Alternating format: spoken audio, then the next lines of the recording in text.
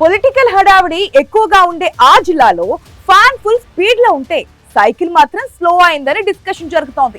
ఎక్కువ మాట్లాడితే తప్పులు ఎక్కడ బయటపడతాయో అన్న ఆందోళనలో ఉన్నారట అధికార పార్టీ నాయకులు. అందుకే వైసీపీ నేతలు ఆ రేంజ్ లో విరుచుకుపడుతున్నా మనల్ని కాదన్నట్లు దులుపుకుపోతున్నారు. క్లీన్ స్వీప్ చేసిన జిల్లాలో అధికార పార్టీ ఎందుకు ఆత్మరక్షణలో పడాల్సి వస్తోంది?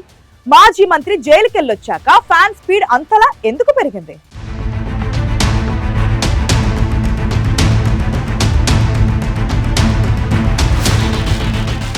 రాష్ట్రంలో అధికారం ఉంది, జిల్లాపై పట్టు చిక్కింది. అయినా నెల్లూరులో అధికార పార్టీ నాయకులు విపక్షాన్ని ధీటుగా ఎదుర్కోలేకపోతున్నారు.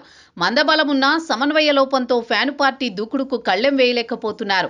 టీడీపీ జిల్లా అధ్యక్షుడు బీదా రవిచంద్ర మొదలుకొని మంత్రులు, సీనియర్ ఎమ్మెల్యేలు సైతం వైసీపీకి గట్టి కౌంటర్ ఇవ్వలేని పరిస్థితిలో ఉన్నారని సొంత పార్టీ తమ్ముళ్లే పెదవి విరుస్తున్నారు.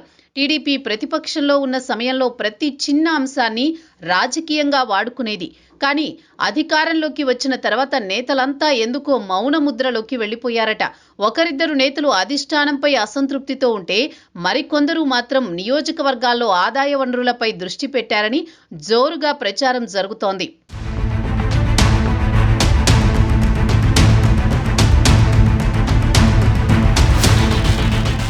సింహపురిలో ఒక్క సీటు కూడా గెలవని వైసీపీ ప్రభుత్వ విధానాలను తూర్పారబడుతున్నా డిఫెన్స్ చేసే పరిస్థితిలో కూడా అధికార పార్టీ నాయకులు లేరట.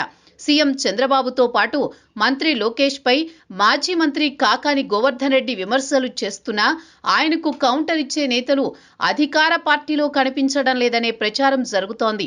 ఆనం రామనారాయణ రెడ్డితో పాటు మరో మంత్రి నారాయణ సైతం జిల్లా రాజకీయాలను పెద్దగా పట్టించుకోవడం లేదని తమ్ముళ్లు చెవులు కొరుక్కుంటున్నారు. అమరావతి, నెల్లూరు సిటీ అంటూ మంత్రి నారాయణ వ్యవహరిస్తుంటే మంత్రి ఆనం మాత్రం ఆలయాలు, నైవేద్యాల చుట్టూ తిరుగుతున్నారనే గుసగుసలు నెల్లూరులో వినిపిస్తున్నాయి.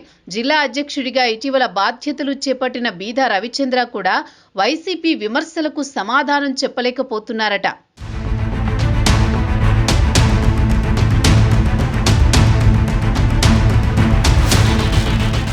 వాళ్ల నోటికొచ్చినట్లు మాట్లాడుతుంటే ప్రతిదానికి స్పందించాలా అన్నట్లుంది నెల్లూరులో అధికార పక్ష నేతల తీరు. మంత్రులు, ఎమ్మెల్యేలే కాదు, ఏపీ ఆక్వా కల్చర్ చైర్మన్ గా బాధ్యతలు చేపట్టిన ఆనం వెంకటరమణారెడ్డి సైతం సైలెంట్ మోడ్లోకి వెళ్లిపోవడం తమ్ముళ్లకు మింగుడు పడడం లేదు. నెల్లూరు యాసలో వైసీపీ ముఖ్య నేతలపై గతంలో తీవ్ర స్థాయిలో విరుచుకుపడేవారు వెంకటరమణారెడ్డి. అయితే తాను ఆశించిన పదవి రాలేదన్న అసంతృప్తితోనే ఆయన మౌనంగా ఉన్నారంటున్నారు. నోరున్న నేతలందరూ ఇలా నోళ్లు కుట్టేసుకుంటే పార్టీకి డ్యామేజ్ జరుగుతోందని నెల్లూరు తమ్ముళ్లు గగ్గోలు పెడుతున్నారు. నాయకులే మౌనంగా ఉంటే మనకెందుకొచ్చిందని మండల స్థాయి నాయకులు కూడా నోరు మెదపడం లేదట. ఆవేశంలో నోటికొచ్చినట్లు మాట్లాడేస్తే భవిష్యత్తులో బుక్ అవుతామని ముందు చూపుతో కొందరు జాగ్రత్త పడుతున్నారంటున్నారు.